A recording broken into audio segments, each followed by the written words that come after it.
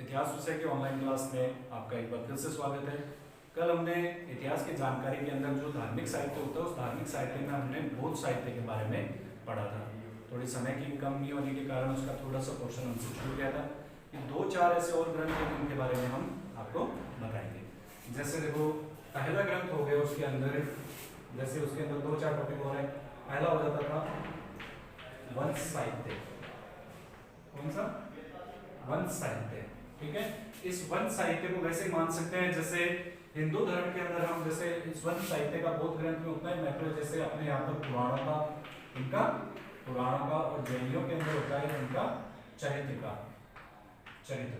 ठीक है, वंश साहित्य को उतना ही दर्जा प्राप्त था जितना हिंदू धर्म में पुराणों को प्राप्त था और जैन ग्रंथों में चरित्र दर्शन को जितना प्राप्त था। ठीक है, इस वंश साहित्य के अंदर 2 ग्रंथ काफी महत्वपूर्ण मिलते हैं। एक था अपना दीपवंश और दूसरा हो गया महावंश। ठीक है, दीपवंश और महावंश। इन दोनों ग्रंथों से हमें क्या पता चलता है? इन दोनों ग्रंथों से हमें श्रीलंका के अंदर जो बौद्ध धर्म का विस्तार हुआ था, श्रीलंका में बौद्ध धर्म का विस्तार हुआ था, उसके बारे में जानकारी प्राप्त होती है दीपवंश और महावंश नामक ग्रंथों से। इसके अलावा अवदान साहित्य भी महत्वपूर्ण था बौद्धों के अंदर। अवदान साहित्य,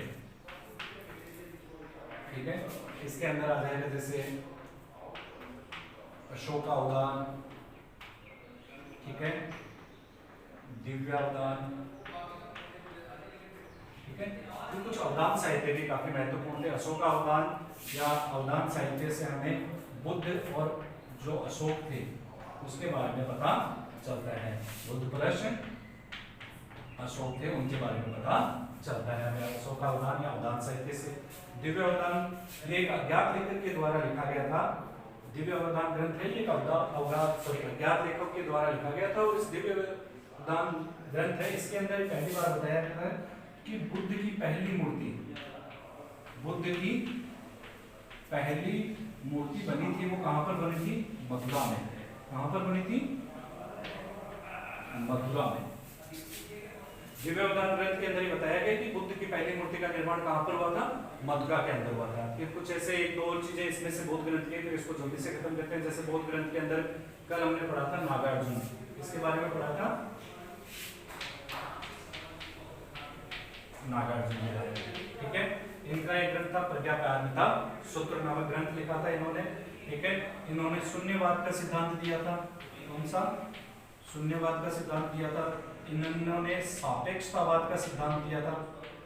सापेक्षतावाद का सिद्धांत दिया था। इस कारण से इस नागार्जुन को कहा जाता था आइंस्टीन,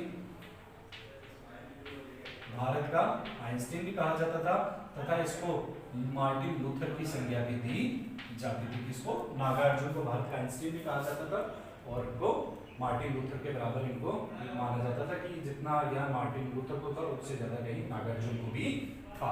ठीक है, ये हो गया इसका कुछ। और बाकी इस नागार्जुन के बारे में जानकारी उपलब्ध होगी, नागार्जुन के बारे में ज्यादा से ज्यादा जानकारी प्राप्त होती है। वो होता है एक स्तूप है, जगीयपेट स्तूप है, जगह है, वहां से नागार्जुन के बारे में ज्यादा से ज्यादा जानकारी प्राप्त हो सकती है। तो ये हो गया अपना एक तरह से बौद्ध साहित्य जो कल अपना छूट गया था। ठीक है, आज हम पढ़ेंगे इस बौद्ध साहित्य के अलावा जैन साहित्य। बौद्ध साहित्य इसको फिर से दोहरा दूं, बौद्ध साहित्य का कल वाला पोर्शन में थोड़ा सा बच गया था। वंश साहित्य जिसमें दीपवंश और महावंश, इनके अंदर श्रीलंका के अंदर जो बौद्ध धर्म फैला था उस बौद्ध धर्म के बारे में जानकारी प्राप्त होती है। ठीक है, इसके अलावा वंश साहित्य का महत्व वैसा ही है जैसा हिंदू धर्म में, जैसे अपने ब्राह्मण ग्रंथों के अंदर पुराणों का और जो जैन ग्रंथ है उसमें चरित्र का होता है। ठीक है, फिर अवदान साहित्य होता है जिसमें अशोकावदान और दिव्यावदान जैसे ग्रंथ प्रमुख हैं। अशोकावदान में बौद्ध और जो महात्मा बुद्ध थे और अशोक के संबंध में कुछ बातें हैं उनका उल्लेख किया गया है। दिव्यावदान ग्रंथ है, इसके अंदर बताया गया है, ज्ञात लेखक का है जिसके अंदर बताया गया कि महात्मा बुद्ध की पहली मूर्ति मथुरा में ही निर्मित हुई थी। फिर इधर नागार्जुन का आ जाता है।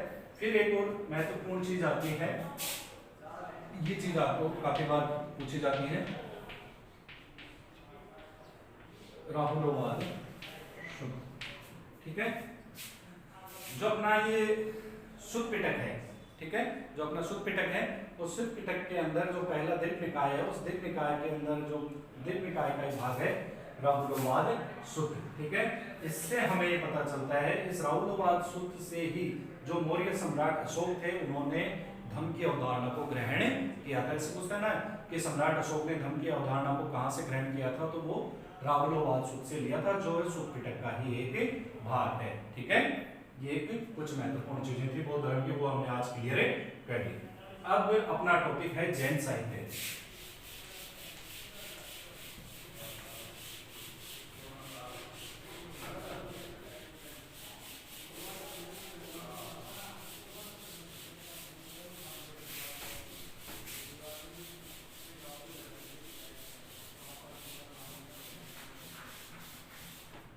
अब अपना टॉपिक है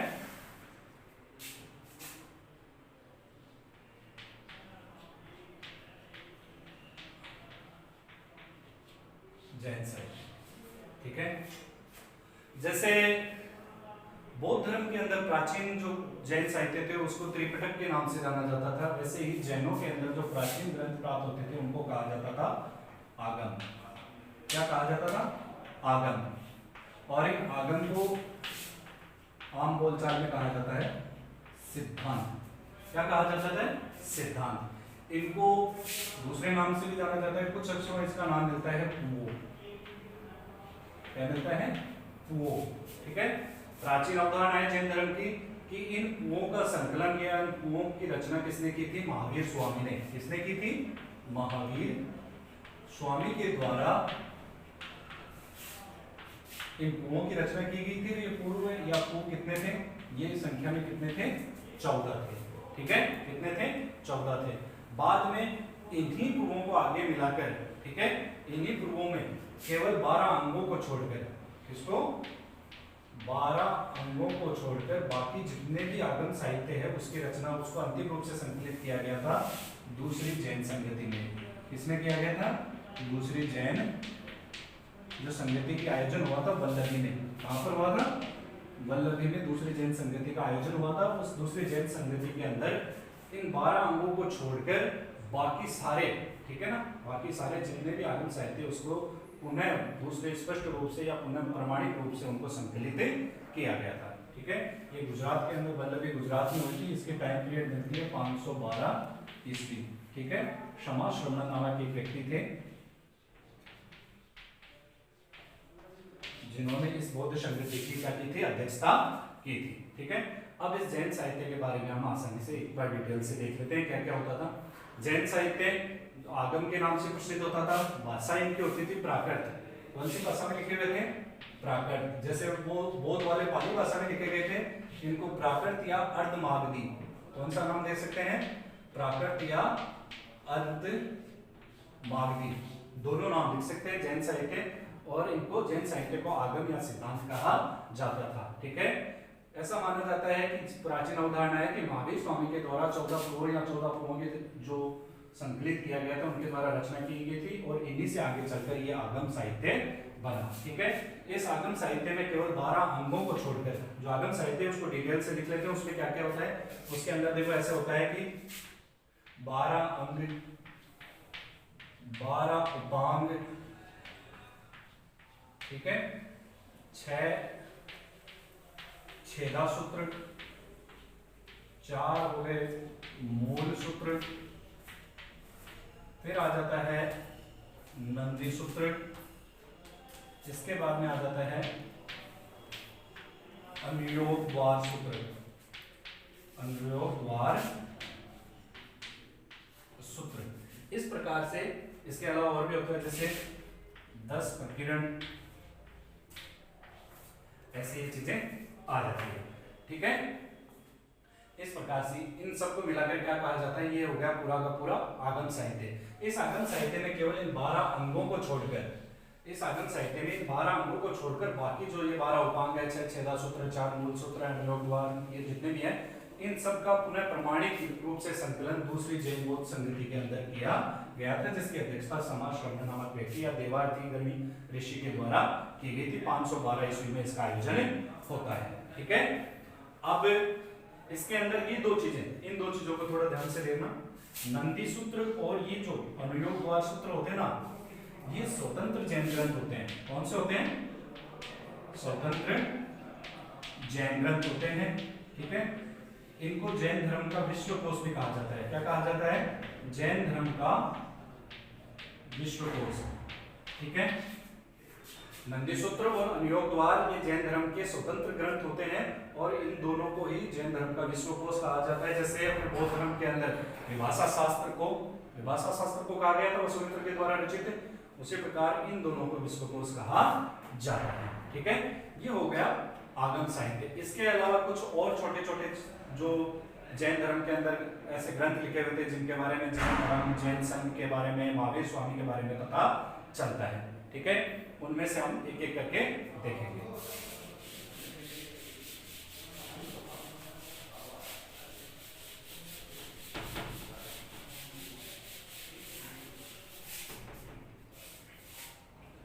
देखो, इसके अलावा 2-4 और है।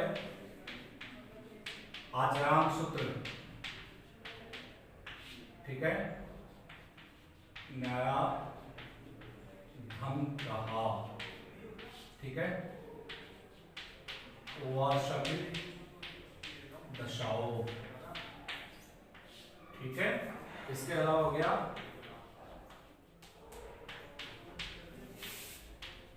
विवाह शुल्क सुमर, ठीक है। ये कुछ ऐसे 3-4 और हो गए। इसके अलावा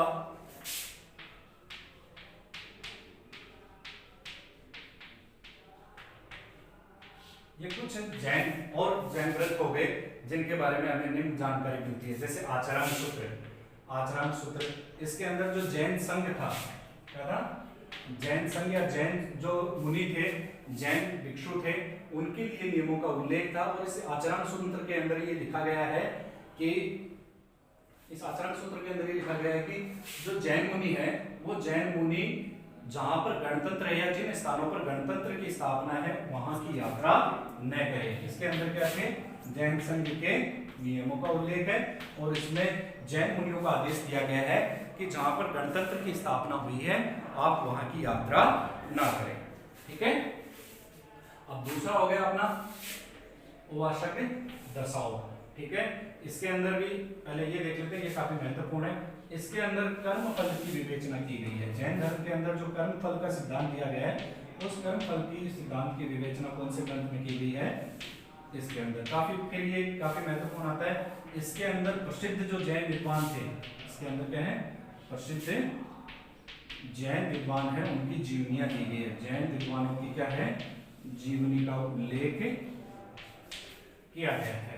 ठीक है, ये कुछ महत्वपूर्ण हमारे ग्रंथ हो गए। ये हो गया नया धाम कहो, इसमें क्या है? महावीर स्वामी की शिक्षाएं हैं। इसमें महावीर स्वामी की शिक्षाओं का वर्णन किया गया है। ये अपने जैन धर्म से रिलेटेड कुछ टॉपिक हो गए। इसके अलावा कुछ स्वतंत्र व्यक्ति थे, उन्होंने अपने अपने ग्रंथ लिखे, उनके बारे में भी देखेंगे। एक बार फिर से देख लेते हैं। जैन धर्म, जैन साहित्य, जिसको आगम साहित्य या सिद्धांत भी कहा जाता है। ठीक है, इस आगम साहित्य के अंदर 12 अंग, 12 उपांग, 6 छेदा सूत्र, 4 पूर्ण सूत्र, नंदी सूत्र, अनुयोग द्वार सूत्र और 10 प्रकीर्ण आते हैं। इसके अंदर जो नंदी सूत्र और अनुयोग द्वार सूत्र है उसको जैन धर्म का विश्वकोश भी कहा जाता है। ये स्वतंत्र जैन ग्रंथ होते थे। ठीक है, इसके अलावा और कुछ इसके अंदर 2-4 ग्रंथ है, जैसे आचरण सूत्र। इसके अंदर जैन भिक्षुओं के जो नियम है, जैन भिक्षुओं के लिए जो नियम बनाए गए उनके लिए वो नियमों का उल्लेख है। और उसमें ही कहा गया, महावीर स्वामी ने उसमें कहा है कि आप ऐसे स्थानों की यात्रा ना करें जहां पर गणतंत्र स्थापित हो। दूसरा है न्याय धर्म कहा, यहाँ पर महावीर स्वामी की शिक्षाओं का उल्लेख है। फिर है विवांग सूय सुमत, इसके अंदर कर्मफल की विवेचना की गई है। फिर है अतंग दशाओं नामक ग्रंथ है, जिसके अंदर प्रसिद्ध जैन जो विद्वान थे उनकी जीवनियों का भी इसके अंदर उल्लेख किया गया है। ठीक है, अब इसके अलावा 2-4 पर्सनल जैसे ग्रंथ हैं उनके बारे में भी देख लेते हैं। जैन ग्रंथ 2-4 और है, फिर से देखते हैं।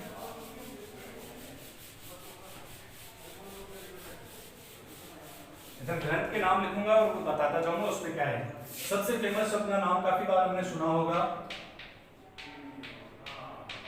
भगवती सूत्र। ठीक है, याद होगा जिस प्रकार अगुंतर निकाय था बौद्ध धर्म में, उसी प्रकार जैन धर्म में कौन सा स्थान रखता है? भगवती सूत्र। क्या था? 16 महाजनपदों का उल्लेख किया गया है। क्या है? भगवती सूत्र के अंदर ही 16 महाजनपदों का उल्लेख मिलता है और इसके अंदर ही महावीर स्वामी, इसके अंदर ही महावीर स्वामी, इनका एक शिष्य था इंद्रभूति। क्या नाम था? इंद्रभूति नामक शिष्य था। उस शिष्य के सामने के जैन धर्म के सिद्धांतों पर ये वार्तालाप करते हैं। जैन सिद्धांत थे, उनको प्रतिपादित करते हैं कि ये सिद्धांत होने चाहिए। उस वार्तालाप का उल्लेख इस भगवती सूत्र के अंदर देखने को मिलता है और इस भगवती सूत्र के अंदर ही आजीवक संप्रदाय, कौन सा? आजीवक संप्रदाय के जो मुखिया थे, ठीक है ना, मक्खली गोसाल, मक्खली गोसाल नाम था उनका, ठीक है। उस मक्खली गोसाल का उल्लेख भी इस भगवती सूत्र के अंदर ही हुआ है, ठीक है। आगे सारी चीजें अलग से ग्रंथ था भगवती सूत्र, जिसमें 16 महाजनपदों का उल्लेख है। महावीर स्वामी और उनके शिष्य प्रिय शिष्य इंद्रभूति के मध्य जो वार्तालाप होता है, वार्तालाप की विषय होती है जैन धर्म के सिद्धांतों का प्रतिपादन, उसका उल्लेख हुआ है। और इसके अंदर ही आजीवक संप्रदाय के जो अध्यक्ष थे, जो प्रणेता थे, जिन्होंने आजीवक संप्रदाय का गठन किया था, मक्खली गोसाल, उनके बारे में भी यहीं पर देखने को मिलता है। इसके अलावा 2-4 ग्रंथ और हैं जिनके बारे में हम देख लेते हैं। जैसे एक लेखक था हेमचंद्र, कौन था? हेमचंद्र, ठीक है।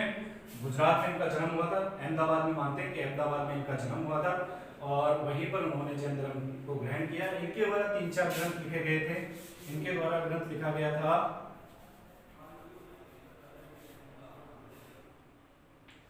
इनके 3-4 ग्रंथों के नाम मिलते हैं हमें, जिसमें आ गया त्रिषष्टि सलाका पुरुष, त्रिषष्टि सलाका पुरुष, मतलब 63 दिव्य व्यक्तियों के बारे में उल्लेख किया गया है। 63 दिव्य व्यक्तियों के अंदर एक भगवान कृष्ण को भी माना जाता है। इन्होंने तो पहले पुस्तक लिखी थी त्रिषष्टि सलाका पुरुष, उसमें 63 जो दिव्य व्यक्ति थे उनके बारे में इसने बताया है और उनके अंदर ही, ठीक है, भगवान कृष्ण को भी एक सलाका पुरुष की संज्ञा इन्होंने दी है। फिर इनका एक महत्वपूर्ण ग्रंथ था परिशिष्ट पर्वन, परिशिष्ट पर्वन, ठीक है, काफी महत्वपूर्ण जैन ग्रंथ है। इसके अंदर जो जैन मुनि थे भद्रबाहु और चंद्रगुप्त मौर्य, उनके बारे में जानकारी मिलती है तथा मौर्य वंश के बारे में जानकारी प्रदान करने वाला ग्रंथ भी ये है, ठीक है। हेमचंद्र हो गए, हेमचंद्र के 2 ग्रंथ दिए आपको, त्रिषष्टि सलाका पुरुष और परिशिष्ट पर्वन, ये 2 ग्रंथ इसके हो गए। फिर एक अगला ग्रंथ आ जाता है भद्रबाहु चरित्र, भद्रबाहु चरित्र। इसके लेखक माने जाते हैं रत्ननंदी। कौन माने जाते हैं? रत्ननंदी लेखक है और इसने भद्रबाहु और जो चंद्रगुप्त मौर्य थे उनके बारे में प्रारंभिक जानकारी का उल्लेख किया है कि उनको कैसे चंद्रगुप्त भद्रबाहु के साथ दक्षिण की यात्रा पर गया था, उसका उल्लेख इस भद्रबाहु चरित्र ग्रंथ में मिलता है, जिसका लेखक हो गया रत्ननंदी। फिर एक ग्रंथ अपने को और देखने को मिलता है, उसका नाम होता है कल्पसूत्र, कल्पसूत्र। इस कल्पसूत्र के रचयिता थे भद्रबाहु। कौन थे? भद्रबाहु। ये इस ग्रंथ के रचयिता थे। प्रारंभिक जैन दर्शन के बारे में जानकारी प्राप्त करनी हो या प्रारंभिक मौर्य साम्राज्य के बारे में जानकारी प्राप्त करनी हो तो उसका प्रमुख स्रोत कौन सा होगा? कल्पसूत्र, जिसके रचयिता किसको माना जाता है? भद्रबाहु, ठीक है। ये अपने कुछ हो गए। इसके अलावा एक शासक थे अमोघवर्ष। कौन थे? अमोघवर्ष, इधर लिख लेते हैं। एक शासक थे अमोघवर्ष, ठीक है। इन्होंने भी जैन धर्म ग्रहण कर लिया था। इनके द्वारा भी कुछ किताबें लिखी गई थी, जिसमें एक रत्नमाला संस्कृत के अंदर लिखी गई थी और दूसरी उनके द्वारा कन्नड़ भाषा के अंदर पहली किताब लिखी गई थी कविराज मार्ग, कविराज मार्ग। जैन ग्रंथ था ये भी। इसके द्वारा भी हमें इतिहास की जानकारी प्राप्त होती है। तो ये हो गया इतिहास का कुछ महत्वपूर्ण भाग। और जैसे मैंने आपको वहां पर वंश साहित्य बताया था, वैसे ही जैन धर्म के अंदर होते हैं चरित्र। जैन धर्म के अंदर क्या होते हैं? जैन धर्म के अंदर होते हैं चरित्र, ठीक है। चरित्र, इनको पुराण भी कहा जाता है। क्या कहा जाता है?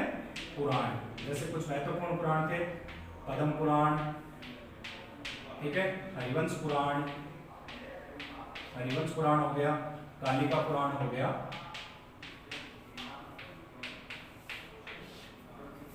ऐसे ऐसे ये चरित्र या पुराण होते थे, ठीक है। जैसे बौद्ध में वंश साहित्य हो गया, इधर इनको पुराण या चरित्र भी कहते थे, जैसे पद्म पुराण हो गया, हरिवंश पुराण हो गया और कालिका पुराण हो गया।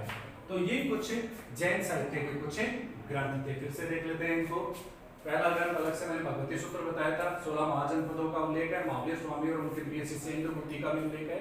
फिर इसमें आजीवन संप्रदाय के जो प्रणेता थे मक्खली गोसाल, उसके बारे में भी इसमें बताया गया है। फिर अगला आ जाता है हेमचंद्र, जिसका 63 साल का पुरुष 63 दिव्य व्यक्तियों के बारे में बताया, जिसमें भगवान कृष्ण को भी एक माना गया है। फिर इनका एक ग्रंथ आ गया परिशिष्ट पर्वन भी, इसके अंदर मौर्य वंश के बारे में जानकारी प्राप्त होती है।